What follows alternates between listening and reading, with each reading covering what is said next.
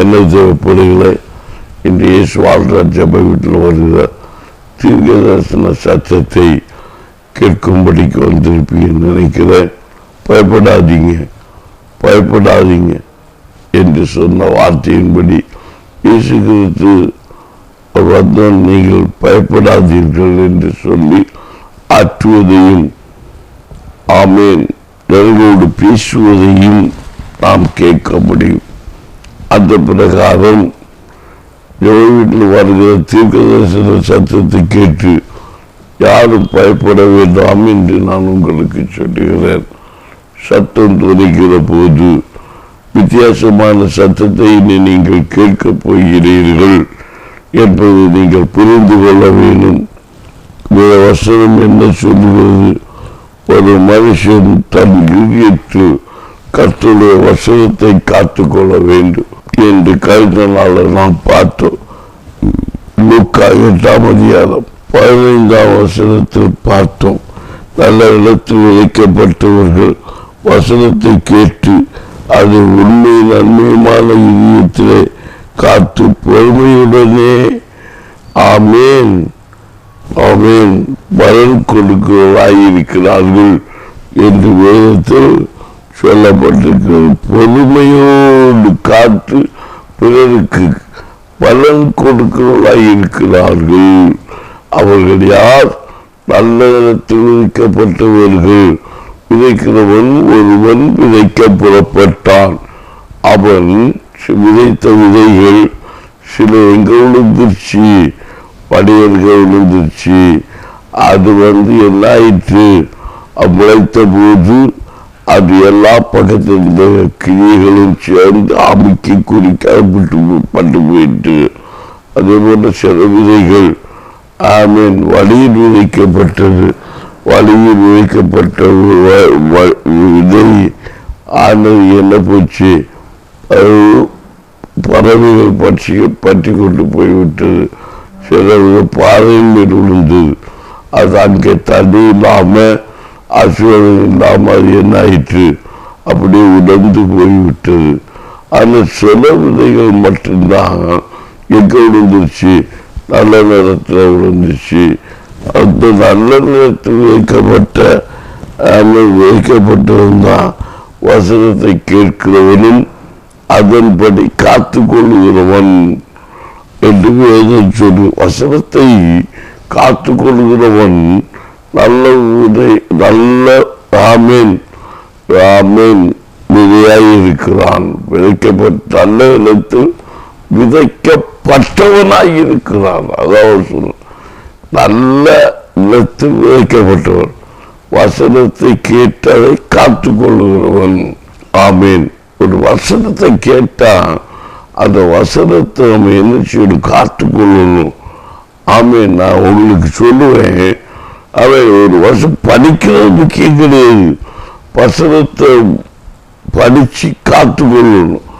அவரை வசனத்தோடு ஆண்டுதோறும் ஒவ்வொரு மனுஷனை என்ன செய்யறாங்க தெரியுமா? வாக்குறதை வாங்கி வச்சுருப்பாங்க. வசனத்தை வாங்குவது பெருசு கிடையாது.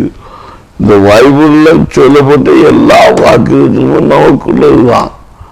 ஒன்று சொல்லப்பட்ட வாக்குறுதி எல்லாம் ஆமேன் அது நம்முடையது. ஆனால் அது எல்லாமே வாசித்து அதை பெற்றுக்கொண்டு இதயத்தில் காத்து அதை பெற்றுக்கொள்வதற்கு என்ன செய்ய வேண்டும் என்ற தாக்கத்தோடு நாம் வழியாண்டிருக்க ஒப்புக்கொடுக்கணும். அங்கதான் முக்கியம். மாமி அநேக வருஷத்தை கேட்கிறாங்க. கேட்டுக்கிட்டா இல்லை 6 வருஷம் கண்டிப்பா 6 வருஷம் கிடைக்கும். வருஷம் தான் 6 இருக்கும். ஆமேன்.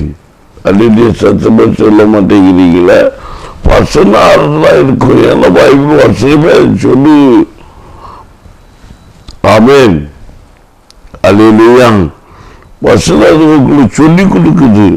வசனம் எப்போ 6 தான். அதான் ஆண்டவரை கற்று சொல்லி இருக்கிறாரு. மனுஷன் 40 மாத்திரம் அல்ல, வாய்ந்து புறப்படுகிற ஒவ்வொரு வார்த்தையினாலும் பிழைப்பான். கற்று நாள் நம்ம பார்த்தோம். ஜீவனை விரும்பி நல்ல நாட்களை காரணவாக இருக்கிறவர்கள் பொல்லாப்புக்கு தன் நாவையும் கவட்டுத்தன விளைவாங்க. அப்படி அதுக்கு இடம் கொடுக்க மாட்டாங்க. ஆமேன்னு சொல்லி பார்த்தோமா இல்லையா? நாவை காத்துக்கொள்ளாது படுதலைச்ச பட்டணத்துக்கு ஒப்பாயிருக்கிறான். அவன் காத்துக்கொள்ளும் போது அவன் நாவையும் காத்துக்கொள்ளணும் அப்படின்னு நம்ம பார்த்தோம். அப்போ எல்லாவற்றையும் காத்து நடக்கிறவன். அது ரெண்டு கடைசியை நான் நேற்றை பார்த்தோம்.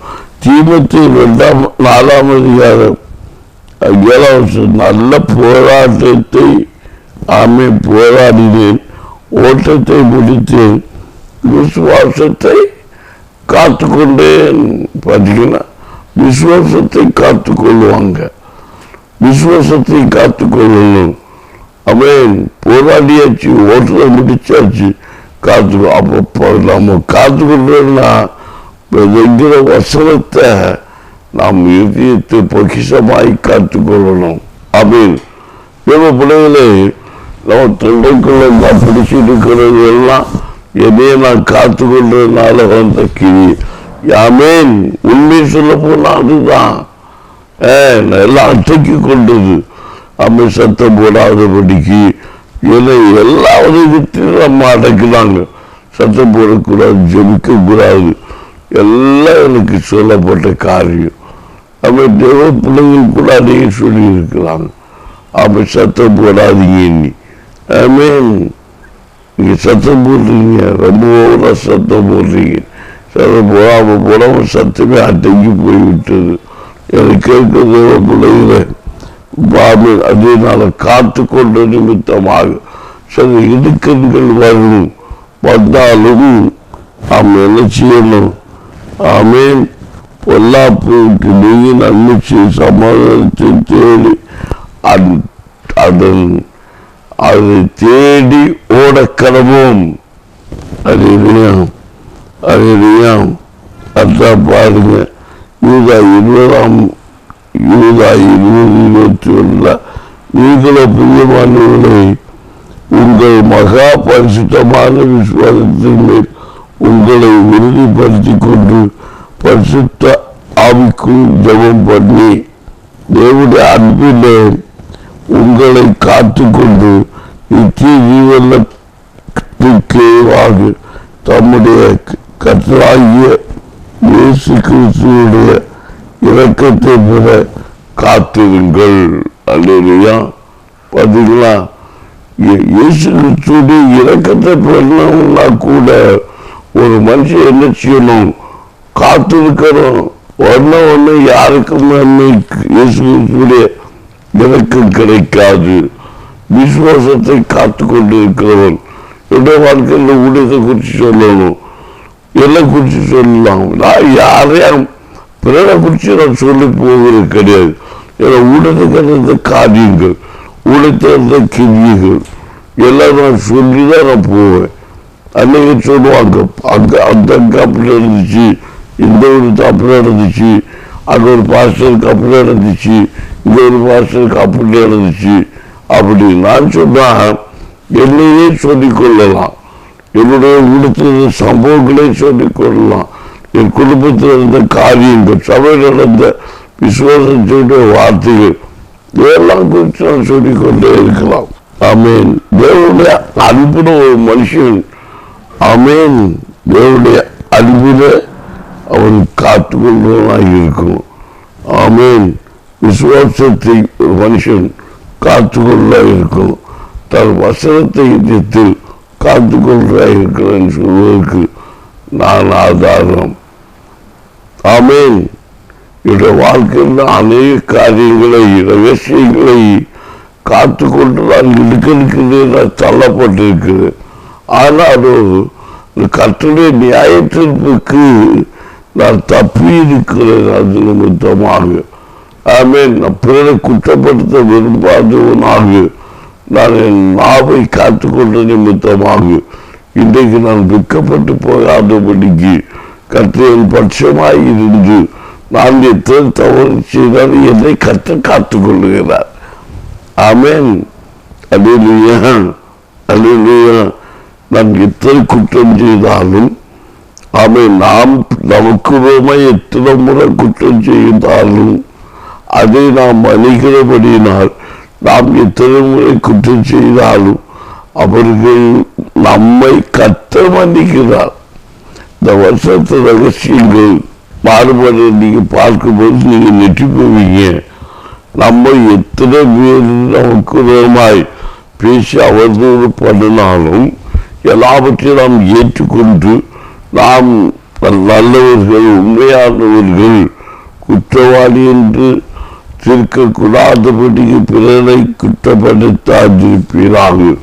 இப்ப நான் குற்றமற்றவன் என்று சொல்லி நான் நிரபராதி என்று அவை நிரூபிப்பதற்கு போகாதவர்களாக அந்த குற்றத்தை சுமக்க ஒப்பு கொடுக்கும் போது நாம் எவ்வளவு தவறு செய்தாலும் எவ்வளவு குற்றம் செய்தாலும் கர்த்தராகிய ஆண்டவர் அதை மன்னித்து நமக்கு ரட்சிப்பை தந்து விடுதலையாக்கி நம்மை உயர்த்திய தெய்வம். அல்லேலூயா, அல்லேலூயா. பாருங்க, எவருடைய பாவம் மன்னிக்கப்பட்டதோ எவர்களும் மீதுவை கற்ற என்னாவது இருக்கிறாரோ பாக்கியவான், அவர் ஆசீர்வதிக்கப்பட்டவன். ஆமென். அது நிறைய கதைகளையும் நிறைய காரியங்களையும் வேதத்தை சொல்லிக் கொடுத்திருக்கிறார். பாருங்க, நீங்கள் தங்களுடைய குற்றங்கள் குறைகளை ஆண்டவரிடத்தில் சொல்லி நாம் ஜெபிக்கிற பிள்ளைகளாக இருக்கணும். நமக்கு நம்முடைய குற்றங்கள் குறைகள், நம்முடைய பிள்ளைகளுடைய குற்றங்கள் குறைகள் மன்னிக்க வேண்டும் என்று நாம் நினைக்கிறோம். நமக்கு விரோதமாய் ஒரு சகோதரன், நமக்கு விரோதமாய் ஒரு சகோதரி குறைகள் குற்றங்கள் தவறுதல் பண்ணிவிட்டால் நாம் அதை மறந்து மன்னிக்கலாய் இருக்கிறோமா என்று நாம் ஒவ்வொரு பிள்ளைகளும் சுய பரிசோதனை சொல்லி கொள்ள வேண்டும். இதா 2021 சொல்லப்பட்ட நீங்களோ புதிய மகளே உங்கள் மகா பரிசுத்தமான விசுவாசத்திலே உங்களை உறுதிப்படுத்திக் கொண்டு பரிசுத்த ஆவியும் ஜெபம் பண்ணி தேவனுடைய அன்பிலே உங்களை காத்துக்கொண்டு அன்பிலே காத்துக்கொள்ளணும். அன்பை கூட காத்துக்கொள்ளணும், அன்பில காத்துக்கொள்ளணும். எல்லாரையும் அன்பாக நடத்தி அவங்களை காத்துக்கொள்ளணுமா? காத்துக்கொண்டாதான் அவங்களுக்கு உரியதை அவங்களோட நன்மையை நான் பெற்றுக்கொள்ள முடியும். வேலை செய்யலாம். கடவுளை உங்க அன்புக்குள்ள காத்துக்கொள்ளுங்க, மனைவியும் உங்க அன்புக்குள்ள காத்துக்கொள்ளுங்க, உங்க பிள்ளைகளை உங்க அரவணைப்புல காத்துக்கொள்ளுங்க, உங்க பிள்ளைகளை உங்க அரவணைப்புல அன்புல காத்துக்கொள்ளுங்க, நல்ல கிரியை செய்ய கூலிகளை காத்துக்கொள்ளுங்க. உங்க சிநேகிதரை அவங்க தப்பு பண்ணாலும் அவங்க தப்பு பண்ணினாலும் உங்களுக்கு எழுப்பினாலும் உங்களுக்கு உரிமை தூஷணம் பண்ணினாலும் உங்களுக்கு உரிமை கலகம் பண்ணினாலும் உங்களுக்கு யுத்தம் செய்தாலும் நீ கிறிஸ்துடைய அன்பு உடையவனாக அன்புக்கு உடையவனாக இருந்தால் நீ அவருடைய அன்பிலே காத்துக்கொள்ள கருது யூதாங்கிற இந்த புத்தகம் யூதா புத்தகத்தில் எழுதப்பட்டிருக்கிறது. பரிசுத்த ஆவியினால எழுதப்பட்டு ஆமென். கேட்க தேவைப்படுகிறேன். நாம் ஒரு புத்தியினாய் மாறிவிடக்கூடாது. போதிக்கிறதா இருந்தாலும் சரி, போதகத்தை கேட்கிறதா இருந்தாலும் சரி, கேட்க நடக்க வேண்டும், போதிக்கிற நடக்க வேண்டும். ஏன்னா இருபதும் கருக்குள்ள பற்றேன்னா அதுதான் இருபதும் கருக்க போதிக்கிறவன் போசிக்கிட்டு போயிட்டே இருக்கக்கூடாது. அவன் அதை வழி நடக்கிறவன். போதியத்தை கேட்கிறவன் கேட்டுக்கிட்டு கேட்காத நடந்து விடக்கூடாது. கேட்ட வசனத்தை நம்ம காத்துக்கொள்ள வேணும். அதான் நல்ல விதத்தில் வைக்கப்பட்டவன். ஆமென். லூக்கா 8:12 சொல்லப்பட்ட வார்த்தைப்படி நல்ல விதைக்கு வைக்கப்பட்ட ஒரு விதையாக ஒரு நல்ல மனுஷன் இருக்க வேண்டும். அவன் வருஷத்தை இதயத்தில் காத்துக்கொள்ள வேண்டும் என்று சொல்லுவது. ஆமென். அல்லேலூயா, அல்லேலூயா. நான் அநேக சாட்சியில் சொல்ல முடியும்னு சொன்னா பாருங்க, என்னுடைய ஊழியத்தில் அதே காரியங்கள் அதே சொல்லுவாங்க. நான் இந்த கை வைத்து ஜெயிப்பது, இந்த மாதிரி ஜெபிப்பதில் அநேகர் சொல்லுவாங்க, நீங்க இப்படி கை வச்சு ஜெபிக்க கூடாது, சரீரத்தோடு ஜெபிக்க கூடாது. அநேகர் ஆமீன் தலையில் கை ஜெபிப்பது கிடையாது, சிலர் மேலே தொட்டு ஜெபிப்பது கிடையாது. ஆனா அவங்க என்ன சொல்றாங்க, நம்ம பரிசுத்த குலைச்சல் ஆகிவிடும், சிலர் அதை அனுமதிப்பதும் கிடையாது. இதெல்லாம் நான் என்ன சொல்றேன்னா, அதெல்லாம் ஆண்டவருக்கு பிரியமா இருக்குமான்னு எனக்கு தெரியல. ஆனா வசனம் எல்லாவற்றிற்கும் இடம் கொடுத்திருக்கிறது. இப்போ அவருக்கு தொட்டு ஜெயிப்பதற்கு இடம் கொடுத்திருக்கிறது, தொடாமல் ஜெயிப்பதற்கு இடம் கொடுத்திருக்கிறது. அந்த வசனங்களை எல்லாம் படிக்கும்போது அதான் எனக்கு உள்ளத்தில் நடந்த காரியம். சிலருக்கெல்லாம் நான் என்ன பூசி ஜெயிப்பது உண்டு, சிலருக்கெல்லாம் நான் தொடாமலே அற்புதம் நடந்த உண்டு. சிலருக்கு அவனை தொட மாட்டேன், இப்போ இயேசு நாமத்தில் லஞ்சம் அடைய அப்படின்பேன். நடத்திக்கிட்டு நீ என்ன வெல்டாமல் நடக்க விட்டு போறவங்களும் உண்டு. சரி, என்ன பூசி ஜெபம் பண்ணி நடக்க வைக்கிறதும் உண்டு. போர் மூலம் ஜபித்து ஜீவனை கொடுத்ததும் உண்டு. நேரடிய சொத்து விழுந்து ஜபித்து அற்பத்தை பெற்றுக்கொண்டுள்ள உண்டு. இப்படி இருக்கும்போது வசனம் சொல்லுகிறது, ஒரு மனுஷன் ஆமேன் விசுவாசத்தை காத்துக்கொள்ள வேண்டும், அதனால வந்து இருக்கக்கூடாது. இந்த மாதிரி எல்லாம் சொல்ல நாம் விரும்புகிறவனை கிடையாது. கடினமாக எடுத்தாக வேண்டும். பிடியாளிக்கு வைத்திய தேவை. சில காரியங்கள், சில மனுஷனுடைய போராட்டங்கள் நமக்குள்ள வரும்போது, நம்மளால தாங்க முடியாத சூழ்நிலை வரும்போது மருத்துவத்தை அணுகி மருத்துவத்தை போகும்போது அவருடைய வியாதியை சொல்ல மருத்துவம் கொடுக்குறாங்க. ஆனால் அதிலிருந்து விடுதலை கொடுக்கிறவர் கற்று எத்தனை பேர் மருத்துவ மாத்திரைகளுக்கு ஆமீன் ஆமீன் ஆமீன் செய்து பலர் இல்லாமல் வடிந்து கொண்டு இருக்கிறாங்க. எத்தனை விசுவாசத்தோடு ஜபிக்கிற ஜபம் புனியாளிக்கு வைத்தியமாய் அமைகிறது. இதை குறித்து நான் வாதாடுவதற்கோ நான் பேசுவதற்கோ நான் வரவில்லை. என்னை கேட்கிறதோடு எப்படி எதுவாக இருந்தாலும் ஒருத்தருக்கு ஒருத்தர் தாக்கி ஜபிக்கும் படிக்கும் அன்பு உடையவர்களாக இருக்கும்போது எந்த காரியத்தை நம்ம தாக்கக்கூடிய கிருபை நமக்குள்ள வேணும். கோபம் வருது, சுத்தம் உள்ளது. ஆமீன். அதேதையா விசுவாசத்தை நாம் காத்து கொண்டிருக்க வேண்டும். நல்ல போராட்டத்தை போராடினேன், ஓட்டத்தை முடித்தேன், விசுவாசத்தை காத்து கொண்டேன். விசுவாசத்தை காத்துக்கொள்ளணும். அப்பதான் தேவனுடைய ராஜ்யத்தை சுதந்திரத்துக் கொள்ள முடியும். ஆமென். விசுவாசம் என்றால் என்ன? அது பார்க்க முடியாது, காண முடியாது. அன்பை பார்க்க முடியுமா? முடியாது. ஆமென்.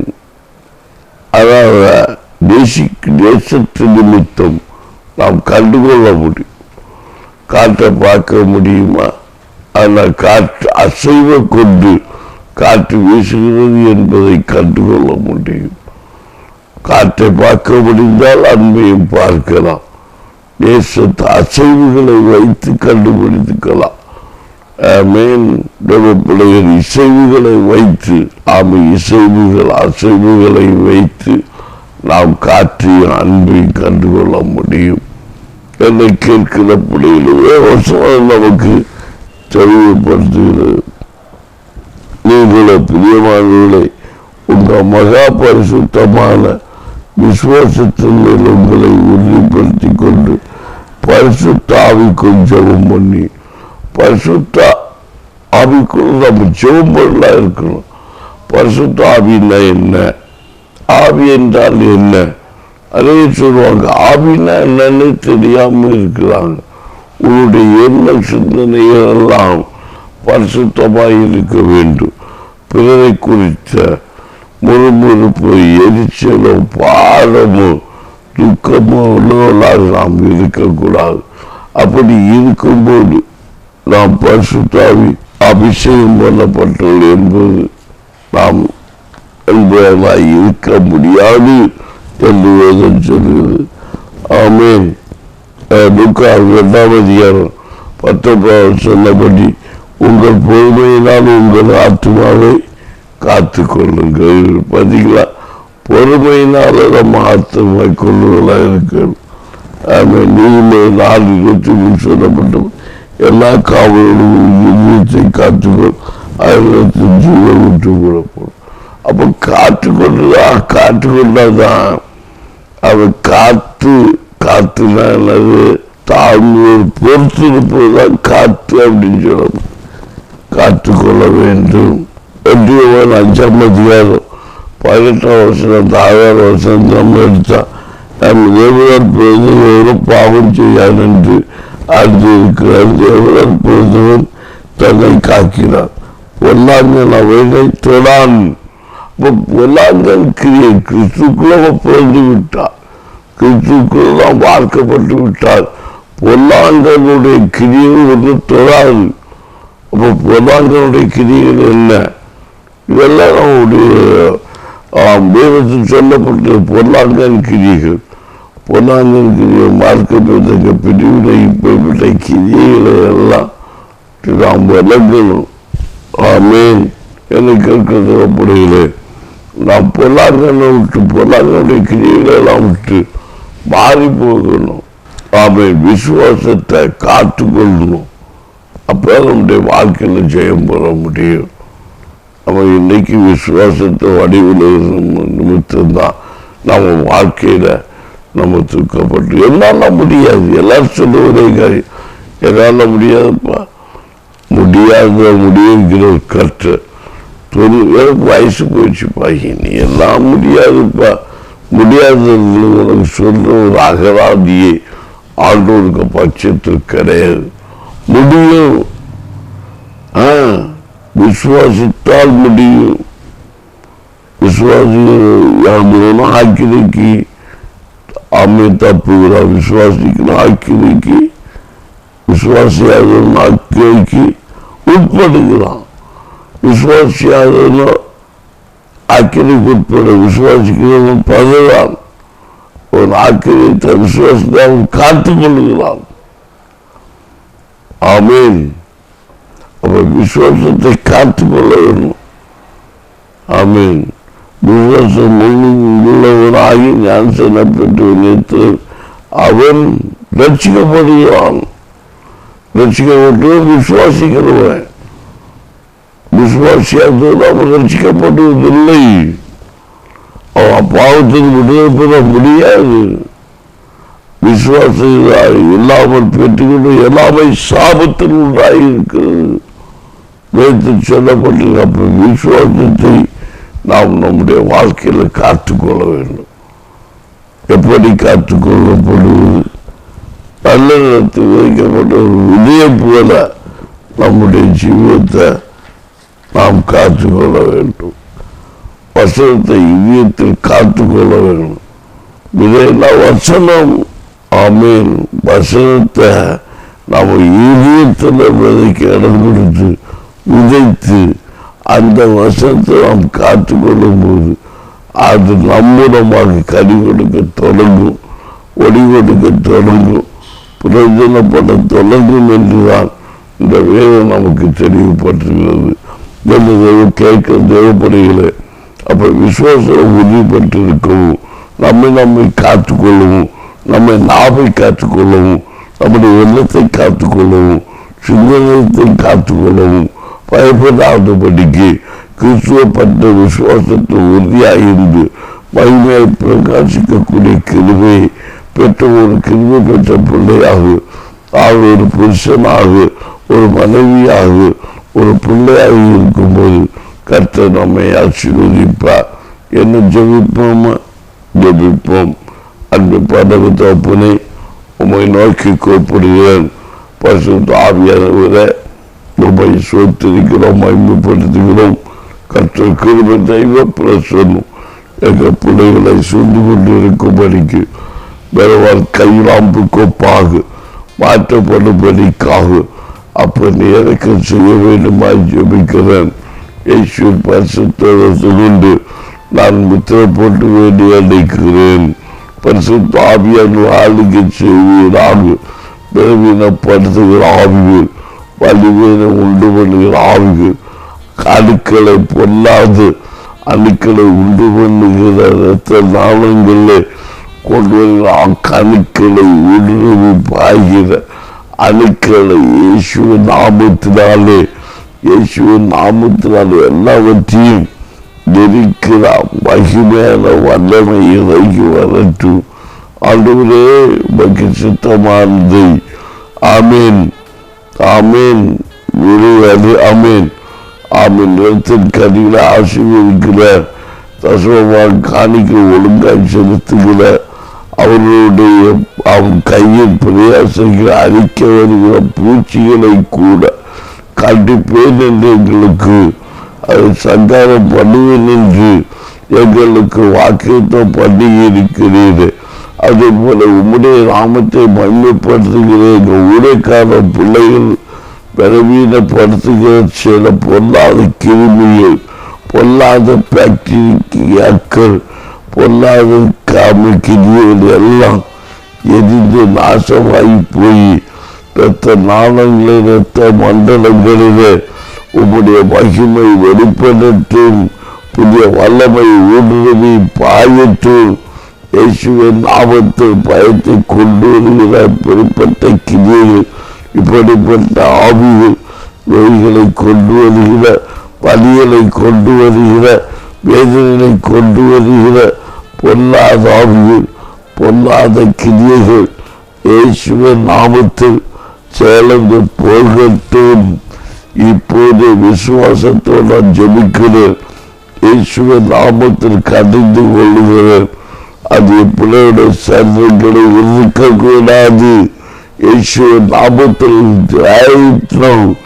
ஒவ்வொரு சர்வத்திலும் இப்படிப்பட்ட கிருமிகளை, இப்படிப்பட்ட வைரஸ்களை உண்டு கொள்ளுகிற கிருமிகள், அணுக்களை கொள்ளுகிற கிரியைகள் ஆவியின் இயேசுவின் நாமத்தில் எதிர்ந்து சந்தைகளை விட்டு, எல்லைகளை விட்டு, குடும்பங்களை விட்டு, பிள்ளைகளை விட்டு வெளியே போய் கட்டளை கொடுக்கிறேன். இயேசுவின் நாமத்தில் ரட்சிப்பு உண்டாவதாக, ரட்சிப்பு விடுதலை உண்டாவதாக, மகிமை வெளிப்படுவதாக. இயேசு ஜீவனுள்ள தெய்வம் என்பதை காணத்தக்கதாய் அப்படி இருக்க செய்யும். ஆண்டோடைய கிருபைக்காய் நன்றி. தொடர்ந்து நீர் பொறுப்படுத்திக் கொள்ளும். மேல் வண்ணத்தை இருக்க செய்யும். நல்ல பிதாவே, ஆமேன் ஆமேன். என்ன தேவைப்படுகிறது இன்றைக்கு நான் ஜெபித்திருக்கிறேன். கற்றை கிருபை உங்களை வெளிப்படும்படிக்கு கற்றை இறக்க செய்வாராக. ஆமேன்.